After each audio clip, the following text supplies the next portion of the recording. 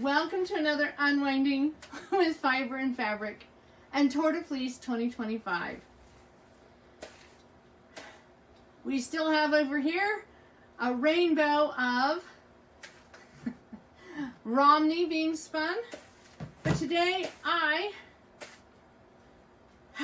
am carding up some fleece that I had hoped was already prepared, but when I looked at it, realized it needed a lot more carding before I could spin it. So, hand carders are out. A slightly blended carded fleece is out. And that's what we're going to be doing today. We have reached the halfway point. In fact, we've just gone past the halfway point of Tour de Fleece 2025. And I have finished my yellow singles. And I need to ply them. And I keep going back and forth. Do I ply them a 2-ply? It's 180 grams of fiber. Or do I do it a 3-ply so that it can match my purple that I did earlier? And as much as I want to do a 3-ply and try to have it be the same type of ply as this purple, I'm looking at these two bobbins and thinking, I really want to do a 2-ply and see how it turns out. So when I did the purple, it was pretty much a 50-50 kid mohair to merino. With this, it is more of a 70-30. 70 merino, 30% kid mohair. A little bit less mohair to the merino balance, I think. But either way, I kind of want to see how this works up as a 2-ply, see if it is fluffier than my purple ended up being. Well, and just to have more yardage rather than less yardage when it comes to my yellow. So I'm still trying to decide. I'm sure that by the end of the weekend it will be plied. But today I decided I wanted to do a little carding to get my brown, because once that yellow is done, well, I have this brown, a bag full of it, about 158 grams. It is two different CVM, natural, no dye, just natural color, 2 different CVM. And once it's spun, once it's prepared and spun, all I have left prepared really is, this is a CVM, and it's 152 grams of CVM and the mohair, the kid mohair I've been using. And I am really looking forward to this. I think it's going to be a beautiful, beautiful fiber. But I guess where I'm trying to go with this is that I've moved beyond the color and now I'm just into brown. And while my son does have another colorful braid of merino that he could spin, when he has this spin done, he has a lot of brown. We're moving into the brown phase of Tour de Fleece 2025. And I'm thinking, well, am I going to have enough prepared fleece? So this year, we are getting him back into spinning, getting him to where he feels comfortable with his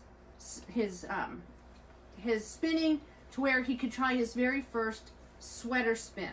So in the days preparing for Tour de Fleece, we were preparing a lot of fiber for his sweater spin. And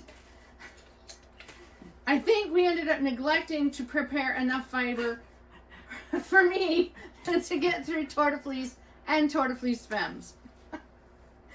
This is a problem that I do tend to have. I tend to get about midway and realize that if I'm really enjoying the spinning, if everything's going well, I start to run out of my prepared fiber. Now, with that being said, those of you that follow me will know I have a lot of fleece I can spin. But this year, we have also, in addition to trying to get him ready to do a sweater spin, we've also been trying to go through his stash and either blend it back into my stash or get him to spin it. And the fiber that I'm currently carding is some of his stash. And as we were getting ready to record today, we had to replace the drive band on his wheel. And we realized it's the very first time he's replaced the drive band on that wheel. And then we asked ourselves, so when did you exactly buy that wheel? July of 2017. He had just entered the U.S. Air Force. He had just been stationed in Germany. And he wanted a spinning wheel. And he discovered that, so the spinning wheel he's spinning on is a Kromsky Sonata. And Kromsky is a wheel that is made in Poland. Yep. Okay? And it would make sense that he should be able to find a Kromsky in Germany. Only, what he discovered is that if you didn't speak German, it was awfully hard to find someone who sold a spinning wheel. He didn't have a car, and he didn't have a bank account that worked easily in Germany. I also didn't have a German mailing address. He didn't have a German, because he was living on base at the time. And so he couldn't figure out a way to get a spinning wheel. So we ended up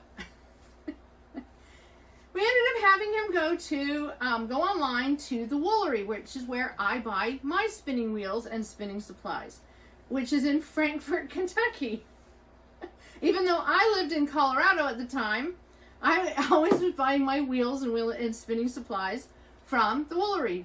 I loved their site because of their easeability of comparing the wheels and the information. He loved the site because they would ship to military installations outside of the U.S. So very few people do that. So the Kromsky Sonata that was originally made in Poland and shipped to the United States then ended up being shipped back to Germany. Shipped to Germany so that he could spin in Germany. And he did receive his wheel before that Tour de Fleece ended. Actually, it was probably towards the end. It was probably closer to August because of how big it was. Oh, yes. The standard 2-week shipping that everything would have had, it probably took a little bit longer. So probably it was August. Yep. Well, at the same time that he is ordering the wheel, his mother, me, is like, oh, I need to send him fiber so he has lots of fiber. So I put together this huge box of 4-ounce sections of all this different CVM and fiber that I had. And I sent it over to him in a huge box that took well over a month. It took about 6 to 8 weeks to arrive. And he ended up getting all this fiber. Well, he did process a little bit of it.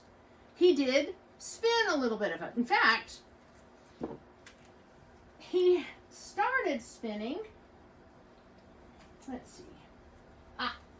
Not that one, but the this big fluffy one, yeah. He started spinning this in, we looked it up, it was 2021, wasn't it? So on Ravelry, I have it listed as 2020 Part 2 and 2021. So I think I must have started some of it in 2020. Yeah, in 2020 we had 2 different Tour de Fleeces because of the Tour de France being postponed until later in the summer. Tour de Fleece went ahead as planned, and then we had a Part 2 later in the summer. So he would have started spinning this. This is a CVM. He carded it into roll logs. He spun it. He had two bobbinfuls that then got put away and were plied during this Tour de Fleece. Yep. So he did do he did spin, and he did try to prepare some of the CVM his mother sent him, but a lot of it ended up being shipped back to the United States with all of his other stuff and ended up here at my house. So when we got ready to do Tour de Fleece this year, that was one of the things that we talked about that we thought might be fun, is to go through the fibers, decide what fibers he was going to spin, decide how to have it prepared, and increase his skill, increase his practice, but still working with a lot of the same fibers. And as I started going through all those fibers that I sent him, and I sent him a wide arrangement, what I discovered is that some of them, in fact these two, one of them is really crimpy. Lots of little tiny crimp, very, very fine, and a little bit more finicky. And so what we did is, for his brown sweater spin, we took the fibers that were much less intense crimp, not as spongy feeling, and we blended them with alpaca. He really loves autumn colors, autumn tones, and I had a beautiful russet alpaca fleece, and so we blended it with that. And the fibers, I think, will be much easier for him to spin and spin consistently over the 2 pounds or close to 2 pounds that he'll be spinning for his sweater spin. So, oh yeah, I think I still need to get all of that uploaded to Ravelry. Yeah, he hasn't. That one I'm holding off on until I'm ready to actually start, though. Yeah, he hasn't uploaded the pictures and all of that yet, the data for that yet, to Ravelry. But he is getting closer. He probably will, as planned, reach the point he's ready to spin that by the time we're done with Tour de Fleece and Tour de Fleece Femmes. Mm-hmm. So when we were going through and I sorted through and decided which ones would make a good combination for a sweater spin, these two fibers in their little bread bags, I always keep them in little, sort them into little bread bags. It fits a 4-ounce quantity of fiber fairly well. These two fibers, they were separated out. They just didn't fit texture-wise, and what I figured they, as far as how they'll spin, they didn't fit with the other brown that he'll be spinning. So they got pulled out and put in my stash, in my pile of Tour de Fleece, de-stashing his stash Tour de Fleece. Now don't let her convince you otherwise. Remember, she sent all of this to me. So it's more just, it was on loan, and she reacquired it. I determined that this wouldn't be as fun. When I put the box together, from what I wanted to do is send enough variety of fleece that he could practice and get a feel for different types of fleece. The light grayish taupe in this is actually very reminiscent of the Shetland that I just spun.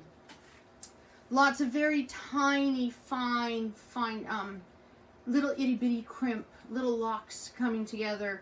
It will spin extremely fine. The brown, the darker brown in this, has some of that same property. It creates a very spongy feeling fleece. But the brown is a little less crimpy. So blending them together to get an interesting, not variegated, but a little bit of mottled, a little bit of different highlights. There, that's a better word. Highlights. I wanted to blend them together in order for this brown to not just be so flat brown. CVM is the abbreviation of California Variegated Mutant, meaning a mutation in the Rommeldale breed started throwing these, not brown sheep or taupe sheep, or black sheep. They started throwing mottled sheep, not spotted like you would think of a Jacob sheep, but a pinto bean, where the colors aren't, they blend, and you have spots and sections of different colors. So this variegated mutation in one sheep. So again, not spots like we think of a Jacob sheep, but more of, if we think of a pinto bean, a speckled color. So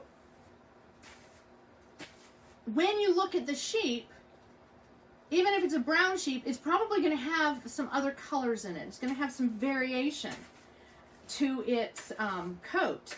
And so when I spin this, I was kind of like, well, instead of having just a solid brown fiber, let's put some of this taupe in it and see if I can get a little bit more highlights. That was the goal. And I took it over to the drum carder. We were in a rush to get everything done before Tour de Fleece started. I ran this through the drum carder probably only once based on how it's blended.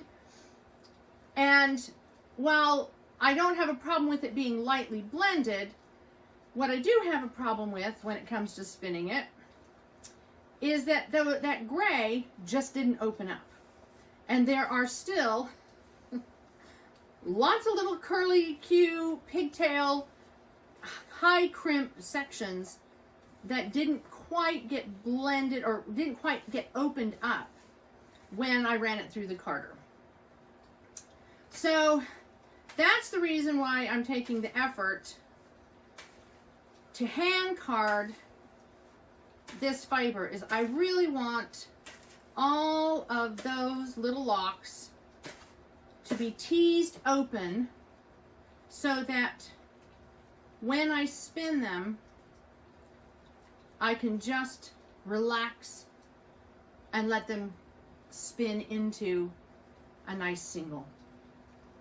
So that's the idea behind me doing this today, is just adding a little extra prep to this fiber, because I do love the fact that it isn't completely incorporated. I just don't like the fact that some of the locks are still gripping together. They wouldn't be they'd be a little fiddly to spin. And I did fiddly already. I spun my Shetland, which actually turned out to be a beautiful spin and completely well worth the effort and time to comb it. In fact, all right, let me just pull the big basket here. This is the CVM Angora, the Shetland. Here we go. Yarn down. I'll leave it down. Yarn down. So the Shetland that I did, that I spun earlier, I think last weekend maybe, or earlier this week, I can't remember. It turned out, here, let me move the camera, there we go. It turned out absolutely fabulous.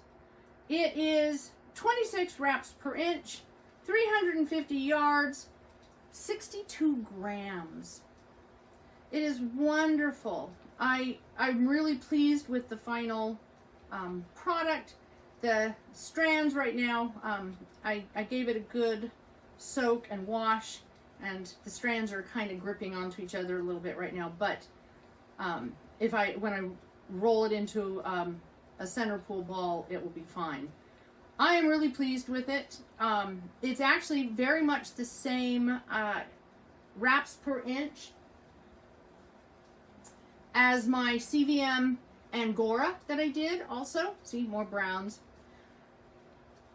And as much as it was a finicky fleece, I have two of these little small Shetland fleece that I purchased. and one of them, it looks like it was felted a little bit in transport or in handling. Well, it wasn't just felted a little bit. There was a whole section that actually is felted to where it could be a little tiny rug for a dollhouse, or a doll, large dollhouse. Oh, I know. We could have that replace the thing that we've had in front of our pallet stove. No. We do not need Putty would love it. Yes, we had a little piece of carpet here on the floor for our cat to curl up on in front of our pellet stove, and we just got rid of it. We decided it was finally that needed to just go. No, we're not putting a little felted Shetland fleece sheep's rug in here for the cat. Maybe on one of the windowsills, but not on the floor. But as I was saying, this Shetland, it was worth the effort. Just as this CVM is worth the effort. Some fibers do take a little bit more time, a little bit more effort. The Romney he's spinning it from the lock, and it is getting a fabulous single. It will be a wonderful, whether you do it, if you do it 3-ply, it'll probably be a light fingering weight yarn.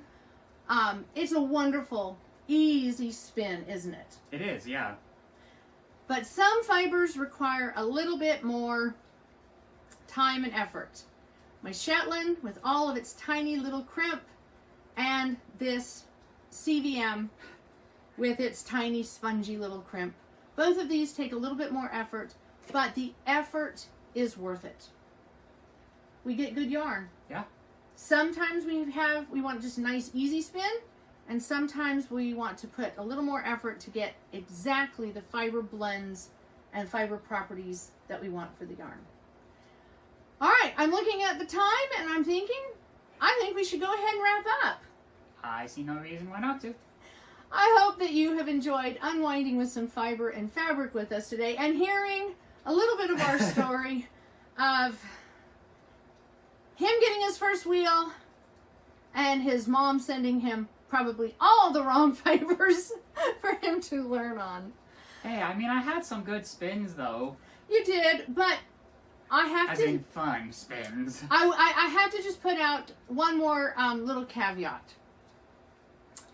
So he learned to spin just 2016. 2016. His sister, both he and his sister, did a bunch of spinning with me that summer. I did learn a great deal about the better ways of teaching new spinners that summer. Oh yeah, I remember the very first one. I was not getting the drafting concept at all. So let me just also clarify. My kids both left home. My daughter went off to college, and my son went off to a service, 2 years of service. And in 2016, that summer, both of them were home for the first time since they left home. And we sat down and we spun. In fact, I'm pretty sure we sat down and we spun Tour de Fleece. I think so, yeah. Because I started doing...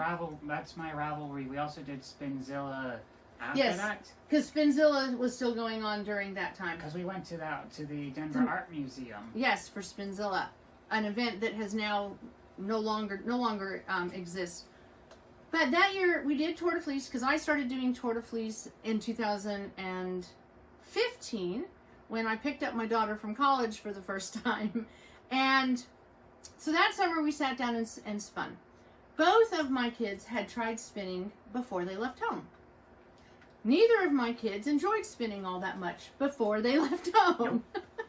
Nope. But that summer of 2016, my kids enjoyed spinning. And at Christmas, when your sister came home for Christmas that year, you were still home. Yes. Yeah. And we spun into the new year. And oh yeah, we did, didn't we? Yes, we did. We all had our wheels, and yeah. And we spun into the new year. So that summer is when I finally had it click a better way of teaching new spinners. Now, fast forward. I figured out a great deal more since then.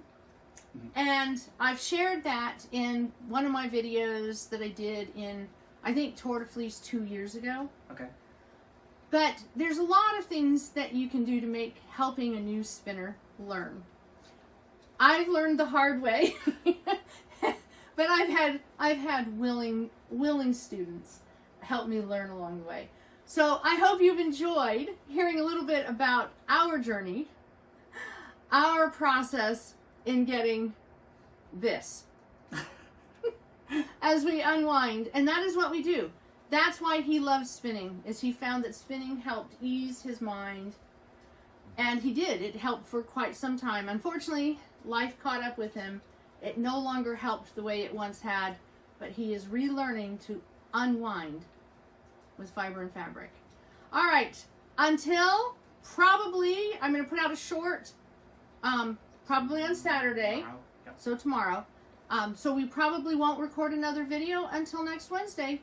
So until then, I hope that you continue to unwind with fiber and fabric and pace yourself and enjoy Tour de Fleece, whether you are spinning, knitting, crocheting, or quilting. I hope that you're enjoying time with us as we do Tour de Fleece and unwind with fiber and fabric. Bye-bye. Bye.